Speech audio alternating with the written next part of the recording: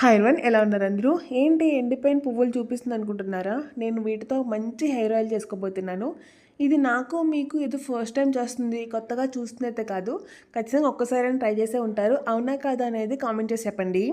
నా హెయిర్ ఎప్పుడైతే మా అమ్మ కంట్రోల్లో ఉందో అప్పుడు చాలా బారుగా, లావుగా, ఒత్తుగా ఉండేది. బట్ పెద్దయ్యే కొద్దీ నా సొంత ప్రయోగాలు చేయడం స్టార్ట్ చేశాను. అప్పటి నుంచి ఊడడం స్టార్ట్ అయింది. మళ్ళీ బ్యాక్ టు ఫామ్లోకి రాలేదంతే. ఏం చేస్తాం, అప్పుడేమో సోకులు ఎక్కువ, ఇప్పుడేమో జుట్టు ఉంటే చాలా అనిపిస్తుంది. నేనైతే ఇక్కడ పారాషూట్ కోకోనట్ ఆయిల్ తీసుకున్నాను. మీరు కావాలనుకుంటే మనకి గానుగ పట్టిన ఫ్రెష్ కొబ్బరి నూనె ఉంటుంది కదా, అది కూడా యూస్ చేయొచ్చు. అందులో కొన్ని ఫ్లాక్ సీడ్స్, మెంతులు, మందార ఆకులు, మందార పువ్వులు, కలబంద, ఇంకా మీరు కావాలనుకుంటే కలోంజిని సీడ్స్, అలాగే బ్రింగరాజ్ ఉంటుంది కదా, అది కూడా యాడ్ చేసుకోవచ్చు మీకు దొరికితే.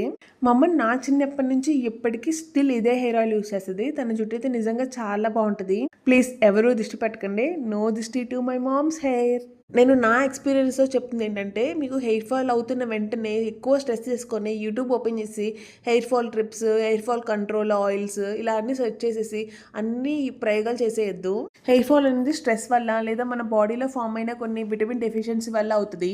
హెయిర్ గ్రోత్ అనేది మన జెనెటిక్స్ మీద డిపెండ్ అయి ఉంటుంది. అండ్ అలాగే మనం ఇంటర్నల్గా తీసుకునే ఫుడ్ కూడా మేజర్ రోల్ ప్లే చేస్తుంది.